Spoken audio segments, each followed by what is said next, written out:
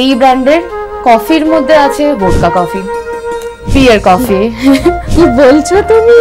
হ্যাঁ, red wine coffee. Coffee, এটা coffee, বাস কফির মধ্যেই বানাবে। বাবা মার সাথে গিয়েও ট্রাই করতে পারো, বাট এটা কফির মধ্যে, এই ফ্লেভারটা কফির মধ্যে আছে। আমাদের কাছে আছে বুর্জ খলিফা চায়। যারা জ্যাক ড্যানিয়েল উইস্কি খায় তারা জানে জ্যাক ড্যানিয়েল খুব ফেমাস উইস্কি। যারা আর কি উইস্কি লাভার তারা জ্যাক ড্যানিয়েল পছন্দ করে না, এটা হতেই পারে না। তো ভুট্টার কফি বলতে পারো। Jack Daniel is basically made with corn. তো এই যে রাত্রি 12টার সময় বাড়ি ফেরো, এই রাজ্য এবং এই শহর কলকাতার অনেক ঘটনায় তুমি জানো, কোথাও ভয় করে না?